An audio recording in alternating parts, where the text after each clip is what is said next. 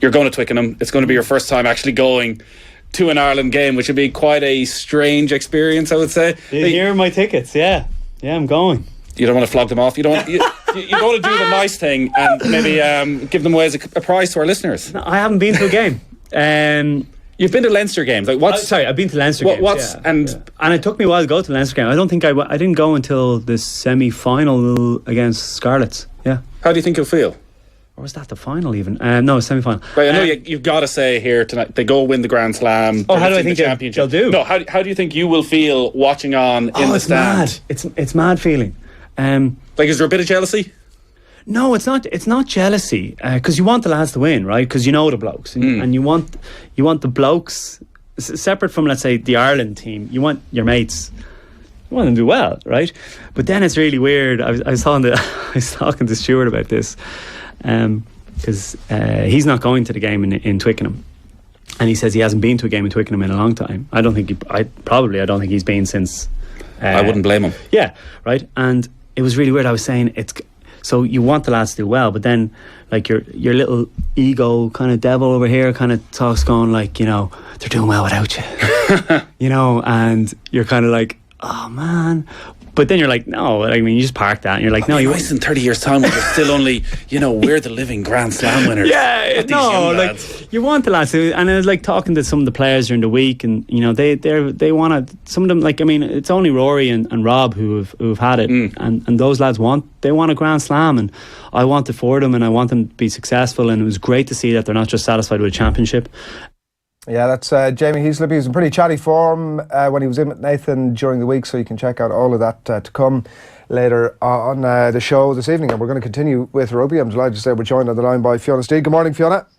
Good morning. Thanks for taking our call. So, huge weekend to look ahead to, and we want to start with the action, obviously, at Twickenham tomorrow afternoon. And like Eddie Jones is obviously across a lot of the back pages this morning. He's got a lot of headlines over the week. He's had his run-in with Scottish fans earlier in the tournament. He's had a couple of defeats, which he's not all that used to. He's dirty, as he says himself, with the Irish after that defeat as well. So, like, he talks about this idea of, like, he likes the idea of being under the pump.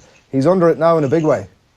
Oh, absolutely. And I think you'd wonder who actually leaked that video, wouldn't you, during the week? Did it come from inside just to give them enough angst to be able to go, oh my God, the whole world is against us now, and we have to try and turn this around. Did it come from his own team, I wonder?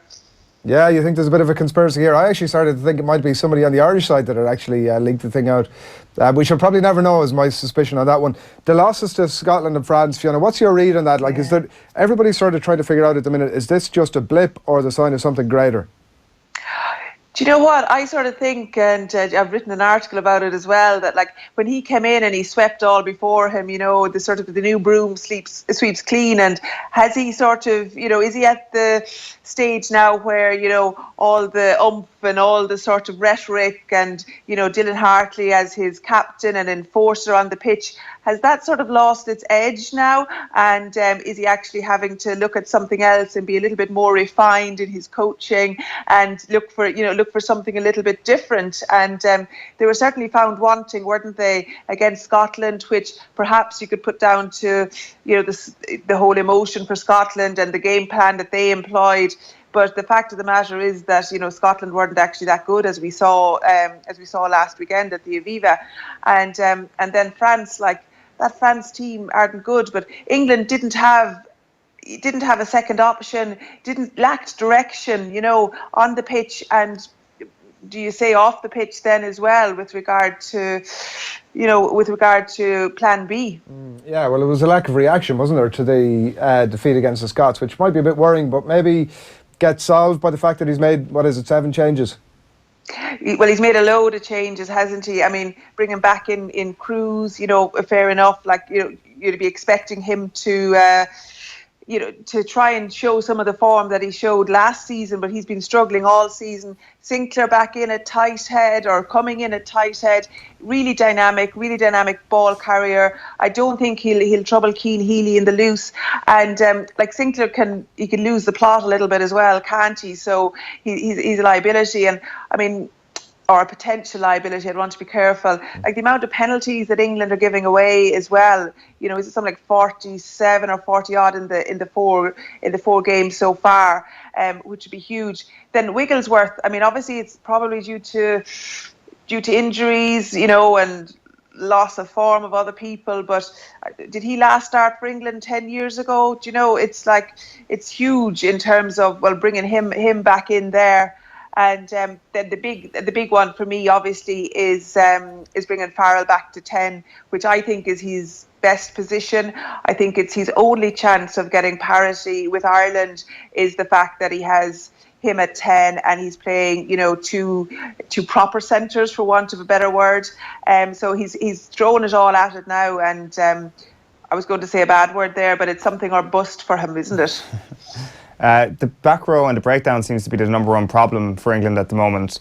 Like, is personnel the way to go when it comes to making the big gains in this? Obviously, you could bring in a referee who might be officiating on the weekend of the game to actually help you with the read of the laws. But outside of personnel, what can you do to actually improve in the back row and, I guess, improve the mistakes that they've been making in the rucks so far this season? Well, I mean, it is interpretation sometimes at the law, you know, and it is dependent on the referee. But I think they've been quite consistently bad at the breakdown. So you would have to look at their system of play at the breakdown. I don't think personnel changes are necessarily going to change it. I mean, if you look at Haskell, who's come in at 7, like, he carries and tackles, and that's what he does. That's what he does the whole time. You know, I don't know, does he pass the ball? He's not really the type of 7 that you'd want for, you know, a running, open, flowing game, but he'll certainly hit the rucks, he'll tackle. Rob Shaw, you know, moves to 6 or over at 6.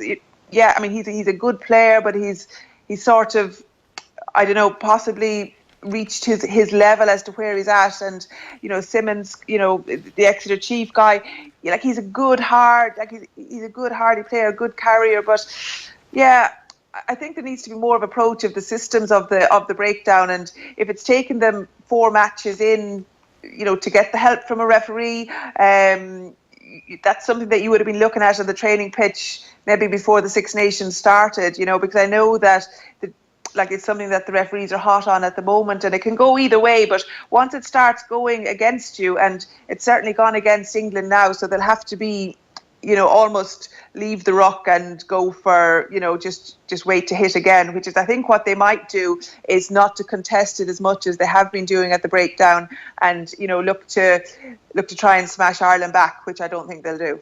Just on your earlier point of personnel changes potentially not being the thing that could change this game for England, Ronan O'Gara was writing this morning and saying that essentially it's easy for any player to come in to the Ireland side because they've got such a good system set up with Farrell and Schmidt, and as long as they've got enough talent, they should do all right. And that's why Jacob Stockdale's flying offensively anyway so far in his career.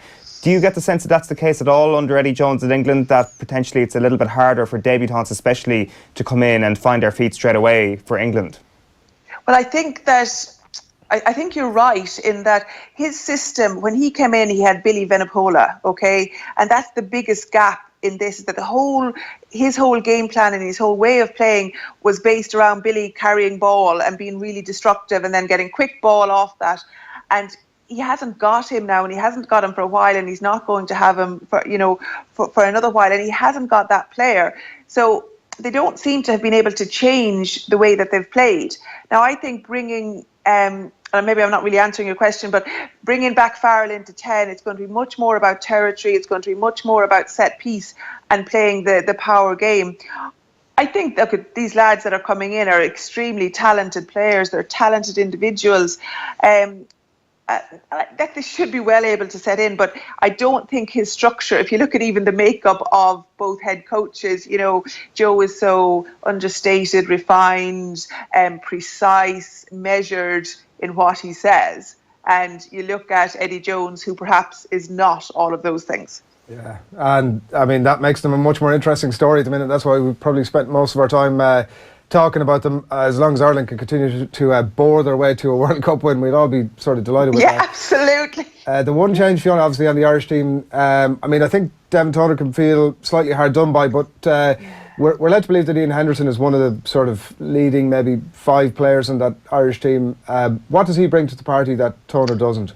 But Look, I think Devon has had a really, really good, Six Nations so far. I think he'll still have a huge role to play in it.